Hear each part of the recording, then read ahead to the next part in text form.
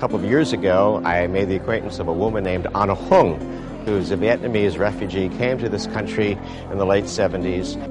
And she began over the series of the last, particularly the last 12 years, painting a series of panels. Huong decided she needed to interpret her personal experience of war, the horror and pain of that on her and her family. And so she went from being a journalist to being an artist and put down the pen, as she says, and took up the brush. This is probably not more than 5% of some, I understand, about 800 feet of length, supposedly as many as 6,000 panels. I lost my father 10 years in prison. I lost my own brother, was shot when he ran. I lost my younger brother. He committed suicide after 30 years in jail. My family in the re-education. 2 million Vietnamese were killed during the war. 1 million Cambodia during my time were killed in the killing field. So how I overcome that and come to America when 25 years old. When I escaped in the war, the only thing that I pray to God, if I could come over that anger and learn what is love and kindness for all the violence I witnessed in my life. And take me 20 years, even I want to bury it, I couldn't bury it.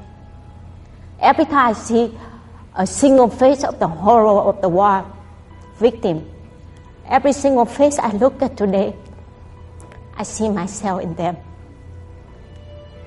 And that's the reason I started this project. It's very personal from my heart. And somehow it reaches out to all of us right now, go through a very hard time. For something that insanity, the war must stop. What's also, I think, very unique about Huong's art is it's very much people's art in that you'll see on some of these panels, for instance, this one here, where she's invited people to actually write their thoughts and comments on certain segments here. This painting, when we finish it, we have Curious George with the American flag. And so I say, kid, what do you think about this painting? Curious George asked, should I? What you tell him? He said, George, go burn yourself. And I said, I saw over to him, here's the pen, kid. Go write your statement, the painting. This kid, 9-year-old, express himself, what's happening. But this thing about 3 trillion this generation go pay for this war. Last year is the last year that this nation pay for the death of Vietnam War. You imagine how many generations it takes to pay for this insanity? We count on you. 2008 here, the turning point. We're going to make that happen. And in some cases, she has people actually wear pieces of these canvases, kind of like street-style demonstration.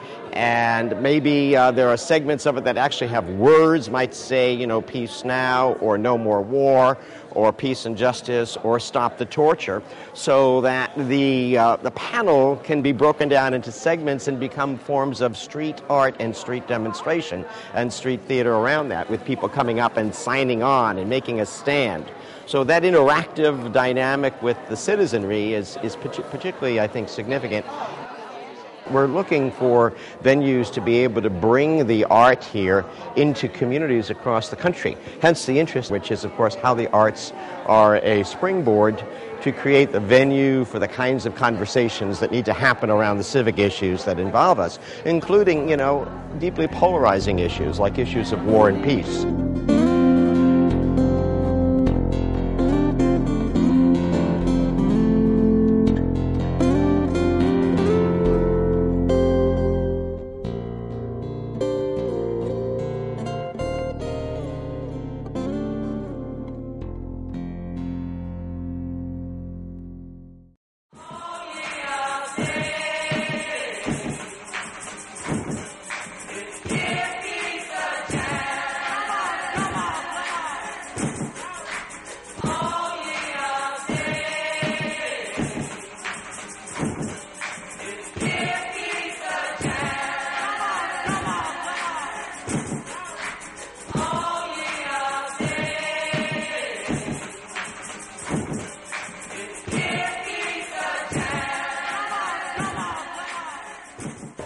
So that's kind of how the dynamic would work. Thanks for this opportunity to talk with you about Huong's Peace Mural. If you're interested in learning more about Huong's Peace Mural, please email me